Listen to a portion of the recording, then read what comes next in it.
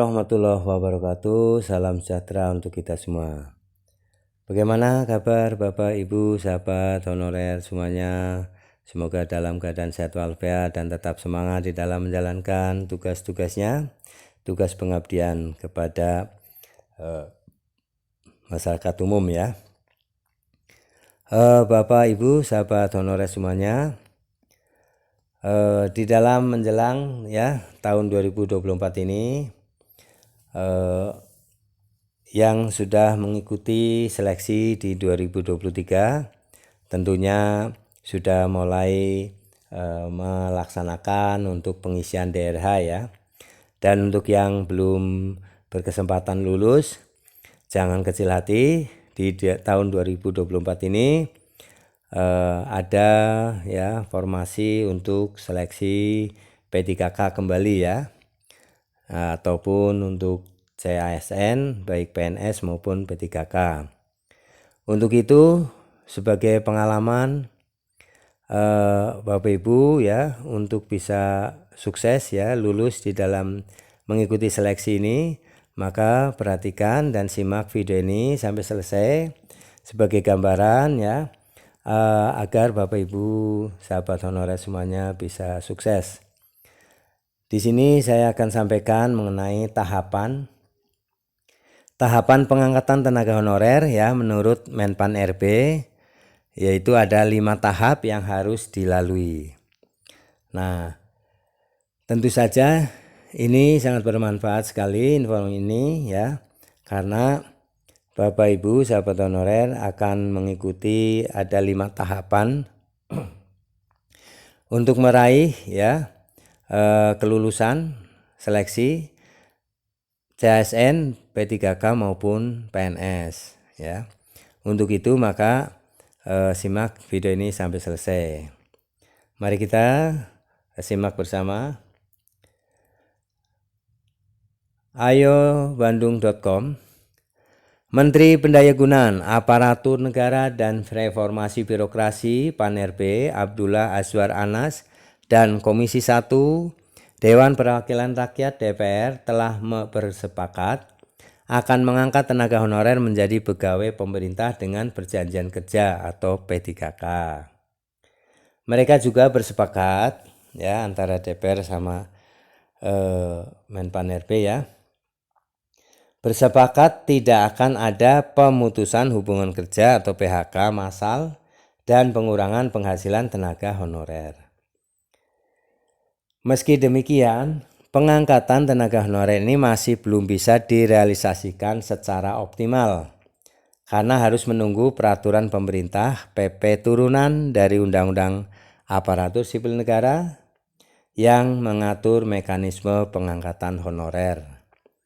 Jadi memang belum maksimal ya di dalam pengangkatan honorer menjadi ASN, karena ini sedang menunggu ya peraturan pemerintah atau PP turunan dari Undang-Undang ASN nomor 20 tahun 2023. PP turunan Undang-Undang ASN ini paling lambat akan selesai pada bulan April 2024 atau 6 bulan setelah Undang-Undang ASN disahkan.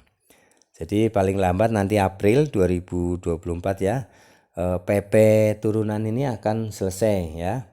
Itu yang akan menjelaskan ya lebih detail ya mengenai mekanisme pengangkatan tenaga honorer ya, yang harus selesai diangkat menjadi ASN sebelum Desember 2024 ya, atau sampai Desember 2024. Namun Junimat anggota DPR RI Komisi 2 merasa bahwa proses pengangkatan tenaga honorer ini tidak sesuai dengan komitmen awal. Nah, memang saat-saat penyusunan RUU ASN ya, dari Komisi 2 DPR RI itu bersepakat dengan Menpan RB ya, bahwa proses pengangkatan tenaga ini dilakukan tanpa tes ya, nah tanpa seleksi. Namun nyatanya memang sekarang terjadi harus melalui seleksi tahapan ya. Nah, ini memang komitmennya berubah ya. Junimart juga mengingatkan bahwa pada komitmen awal tenaga honorer akan diangkat semua menjadi P3K dan akan dibagi menjadi dua kategori, yaitu P3K full time dan P3K part time. Memang di awal ya komitmen antara Komisi 2 DPR RI dengan pemerintah, dalam hal ini Menpan RB ya, itu semuanya akan diangkat ya, semua honorer, baik diangkat ASN P3K part time maupun yang P3K full time ya. Junimart pun mempertanyakan mengapa mekanisme pengangkatan tenaga honorer harus diseleksi lagi. Nah, ini menagih janji ya dari Komisi 2. Padahal sebelumnya ada kesepakatan antara Menpan RB dan DPR bahwa pengangkatan tidak akan melalui proses seleksi. Nah, nggak tahu ini ya, awalnya memang kesepakatannya seperti itu. Apakah ini tertuang secara tertulis ya atau hanya secara lisan, kita tidak tahu ya. Nah, Menpan RB pun memberikan 5 tahapan pengangkatan tenaga honorer untuk jadi P3K, yaitu, nah mari kita simak bersama Bapak Ibu sahabat honorer. Ada 5 tahapan yang akan dilakukan ya dalam pengangkatan tenaga honorer untuk jadi P3K. Pertama adalah pendataan non-ASN melalui surat edaran Menpan RB nomor 185/1511.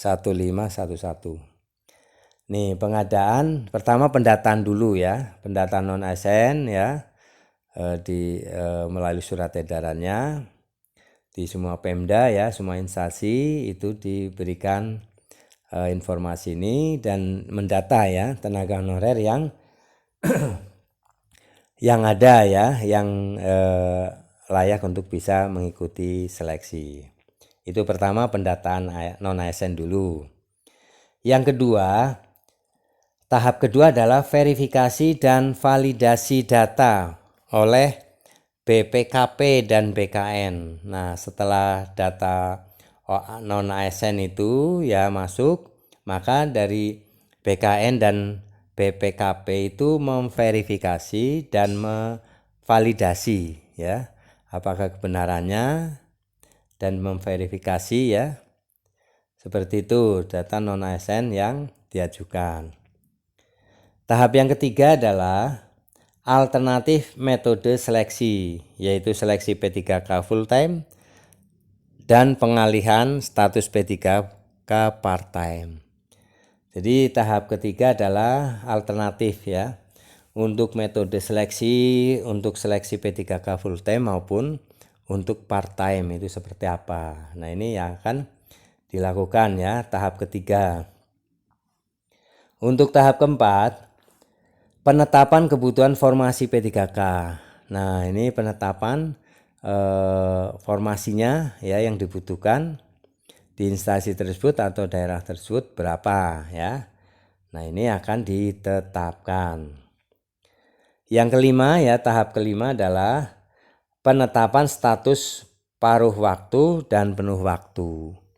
Jadi nanti P3K ini akan dikelompokkan dua ya.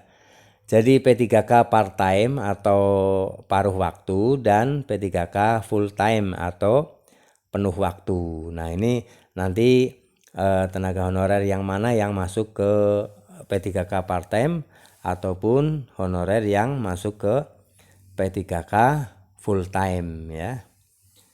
Nah, itulah ya 5 tahapan yang harus dilakukan ya di dalam pengangkatan honorer menjadi ASN.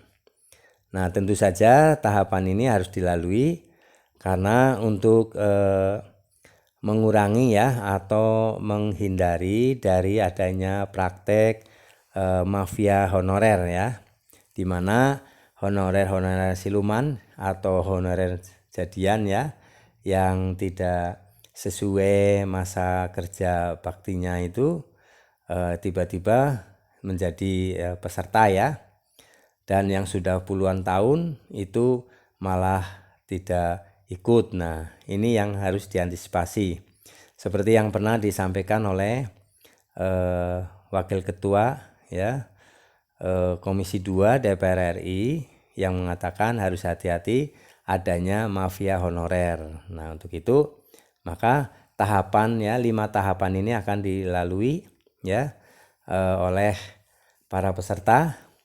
Nah, untuk itu Menpan RB ini akan melaksanakan dengan 5 tahapan ini.